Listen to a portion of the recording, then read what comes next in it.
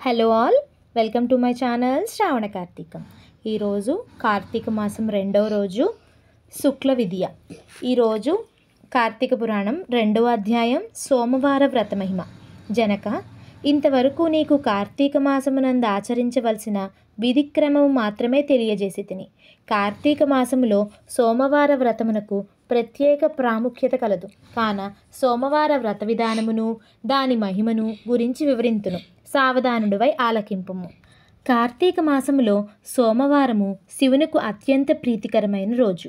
ఆ రోజున స్త్రీ గాని పురుషుడు గాని ఏ జాతివారైనా కానీ రోజంతయు ఉపవాసముండి నదీ స్నానము చేసి తమ శక్తి కొలది దాన ధర్మములు చేసి నిష్ఠతో శివదేవునకు బిల్వపత్రాలతో అభిషేకం చేసి సాయంత్రం నక్షత్ర దర్శనం చేసిన తరువాత భుజించవలెను. ఈ విధముగా నిష్ఠతో ఉండి ఆ రాత్రి అంతయు జాగరణ చేసి పురాణ పఠనమొనరించిన తెల్లవారుజామున నదికి వెళ్ళి స్నానమాచరించి తిలదానము చేసి తమ శక్తి కొలది పేదలకు అన్నదానం చేయవలను. అటులా చేయలేని వారు కనీసం 3 బ్రాహ్మణులకైనను తృప్తిగా భోజనము పెట్టి తాము భుజించవలెను. ఉండగలిగిన వారు సోమవారము నాడు 2 పూటలా భోజనము గాని ఏ విధమైన ఫలహారము గాని తీసుకొనకుండా ఉండటం మంచిది. ఇట్లు కార్తీక మాసమందు వచ్చు సోమవార వ్రతమును చేసిన ఎడల పరమేశ్వరుడు కైలాస ప్రాప్తి కలిగించి శివ సన్నిధికి చేర్చును. భర్తలేని వితంతువు సోమవార వ్రతమును ఆచరించి శివపూజ చేసినచో కైలాస ప్రాప్తియు, విష్ణు పూజ చేసినచో వైకుంఠ ప్రాప్తియు నొందును. దీనికి ఉదాహరణముగా ఒక ఇతిహాసము కలదు. దానిని నీకు తెలియబరచెదను, శ్రద్ధగా వినుము. కార్తీక సోమవార ఫలముచే కుక్క కైలాసమందుట. పూర్వకాలమున కాశ్మీర దేశంలో ఒక బ్రాహ్మణుడు కలడు. అతడు పురోహిత వృత్తిని చేపట్టి తన కుటుంబమును పోషించుచుంటూ ఉండెను. అతనికి చాలా దినములకు ఒక కుమార్తె కలిగెను. ఆమె పేరు స్వాతంత్ర నిష్ఠురి అని ఆమెకు నామకరణం చేసి ఆమెను సౌరాష్ట్ర దేశీయుడగు మిత్రశర్మ అను సద్బ్రాహ్మణ యువకునికిచ్చి పెండ్లి చేసెను. ఆ బ్రాహ్మణ యువకుడు 4 వేదములు శాస్త్రములు అభ్యసించిన వాడైనందున సదాచార పరాయణుడై ఉండెను. అతడు భూతదయ కలిగేవాడు, నిత్య సత్యవాది, నిరంతరం భగవన్నామస్మరణ చేయువాడును అగుటచే లోకులెల్లరూ అతనిని అపరబ్రహ్మ అని కూడా చెప్పుకొని చుండెడివారు. ఇటువంటి ఉత్తమ పురుషుని భార్యగు నిష్ఠురి యవ్వన గర్వముతో కన్నుమిన్ను గానక పెద్దలను దూషించుచు అత్తమామలను భర్తను తిట్టుచు కొట్టుచు రక్కుచు పరమపురుష సాంగత్యము గలదై వ్యభిచారిణి అయి తన ప్రియులు తెచ్చిన తినుమండారములు బట్టలు పువ్వులు ధరించుచు దుష్టురాలై తిరుగుచుండగా వంశమునకు అప్రతిష్ట తెచ్చుచున్నదని అత్తమామలు ఆమెను తన ఇంటి నుండి వెళ్ళగొట్టిరి. కానీ శాంతి స్వరూపుడగు ఆమె భర్త ఆమె ఎంతటి నీచకార్యములు చేసినను సహించి చీపొమ్మనక విడువక ఆమెతోనే కాపురం చేయుచుండెను. కానీ చుట్టుప్రక్కల వారు నిష్ఠురి గయ్యాళతనమునకు ఏవగించుకొని ఆమెకు కర్కస అనే ఎగతాళి పేరును పెట్టుటచే అది మొదలందరూ దానిని కర్కస అనే పిలుస్తూ ఉండేడివారు. ఇట్లు కొంతకాలము జరిగినపై ఆ కర్కస ఒకనాటి రాత్రి ఏకశయ్యపై తన భర్త గాఢ నిద్రలోనున్న సమయమును చూచి మెల్లగా లేచి తాళి కట్టిన భర్తయన్న విచక్షణ గాని దయా దాక్షిణ్యాలు గాని లేక ఒక బండరాతిని తెచ్చి అతని తలపై గట్టిగా కొట్టినది. వెంటనే అతడు చనిపోయెను. ఆ మృతదేహమును ఎవరి సహాయము అక్కర్లేకనే అతి రహస్యముగా దొడ్డిదారిని గొంపోయి ఊరి చివరనున్న పాడునీతిలో పడవేసి పైన చెత్తా చెదారములతో నింపి ఏమయ్యూ ఎరుగని దానివలే ఇంటికి వచ్చెను. ఇక తనకు ఏ ఆటంకములు లేవని ఇంక విచ్చలవిడిగా సంచరించుచు తన సౌందర్యము చూపి ఎందరినో క్రీగంటిచే వశపరుచుకుని వారల వ్రతములను పాడిచేసి నానాజాతి పురుషులతోనూ రమించుచు వర్ణశంకరురాలయ్యెను. అంతియే కాక పడుచు కన్యలను భర్తలతో కాపురం చేయుచున్న పడుచులను తన మాటలతో చేరదీసి వారికి కూడా దుర్బుద్ధులు నేర్పి పాడు చేసి విటులకు తార్చి ధనార్జన కూడా చేయసాగెను. జనకరాజా, యవ్వనంబు ఒక తీరుగా ఉండదు కదా.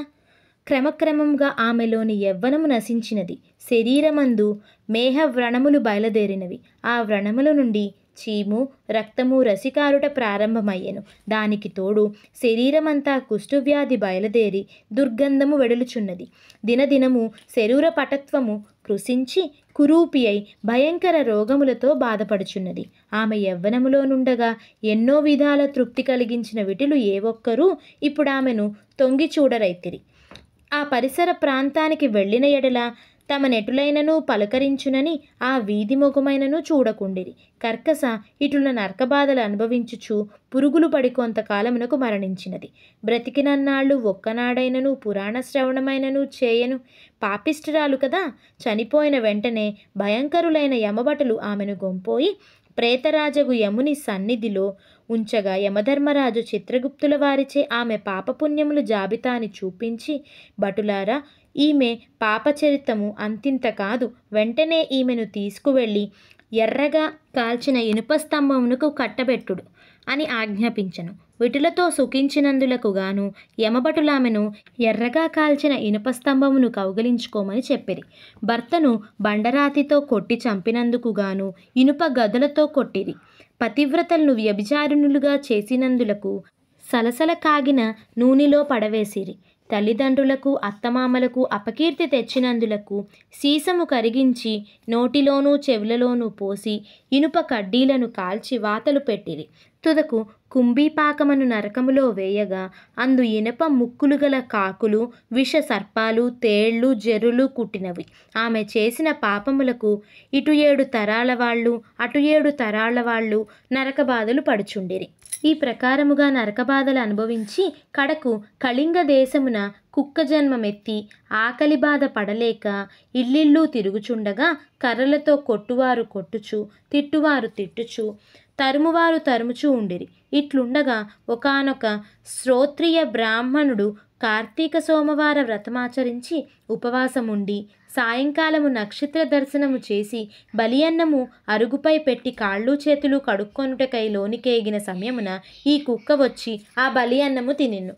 వ్రతనిష్టాగరిష్ఠుడైన ఆ విప్రుని పూజా విధానముచే జరిపించిన బలియన్న మగుట చేతను ఆ రోజు కార్తీక మాస సోమవార మగుట వలను కుక్క ఆ రోజంతయు ఉపవాసముతో ఉండుట వలెను శివపూజ పవిత్ర స్థానమైన ఆ ఇంట దొరికిన ప్రసాదము తినుట వలను ఆ శునకమునకు జన్మాంతర జ్ఞానముద్భవించెను. వెంటనే ఆ శునకము, విప్రకులోత్తమ, నన్ను కాపాడుము అని మొరపెట్టుకొనెను. ఆ మాటలు విన్న బ్రాహ్మణుడు బయటికి వచ్చి చూడగా కుక్క తప్ప అన్యులెవరూ లేనందున లోనికేగెను. మరలా రక్షింపుము రక్షింపుము అని కేకలు వినబడెను. మరలా విప్రుడు బయటికి వచ్చి, ఎవరు నీవు, నీ వృత్తాంతమేమి అని ప్రశ్నించగా అంత ఆ కుక్క, మహానుభావ, ఈ పుట్టుకకు వెనక 15 జన్మల ముందు విప్రకులాంగను నేను. వ్యభిచారిణి అయి అగ్నిసాక్షిగా పెండ్లాడిన భర్తను చంపి వృద్ధాప్యములో కుష్ఠురాలినై తనువు చాలించిన తరువాత యమదూతల వల్ల మహా నరకం అనుభవించి నా పూర్వీకుల పుణ్యఫలము వల్ల ఈ జన్మలో కుక్కనైతిని. ఈరోజు మీరు కార్తీక సోమవార వ్రతము ఇచ్చుట ఉంచిన బలియన్నమును తినుట వలన నాకీ జ్ఞానోదయము కలిగినది. కావున ఓ విప్రోత్తమ, నాకు మహోపకారముగా మీరు చేసిన కార్తీక సోమవార వ్రతఫలం ఒకటి ఇచ్చి నాకు మోక్షము కలిగించమని ప్రార్థించుచున్నాను అని వేడుకొనగా కార్తీక సోమవార వ్రతములో చాలా మహత్యమున్నదని గ్రహించి ఆ బ్రాహ్మణుడు ఒక సోమవారం నాటి ఫలమును ఆమెకు దారపోయగా వెంటనే ఒక పుష్పక విమానము అక్కడికి వచ్చెను. ఆమె అందరికీ వందనం చేసి అక్కడి వారందరూ చూచుచుండగానే ఆ విమానం ఎక్కి శివ సాన్నిధ్యమును కేగెను. వింటివా జనక మహారాజా, కావున నీవును ఈ కార్తీక సోమవార వ్రతమాచరించి శివ సాన్నిధ్యమును పొందమని వశిష్ఠుల వారు హితబోధ చేసి ఇంకను ఇట్లు చెప్పదొడంగిరి. 2వ అధ్యాయం 2వ రోజు పారాయణ సమాప్తం.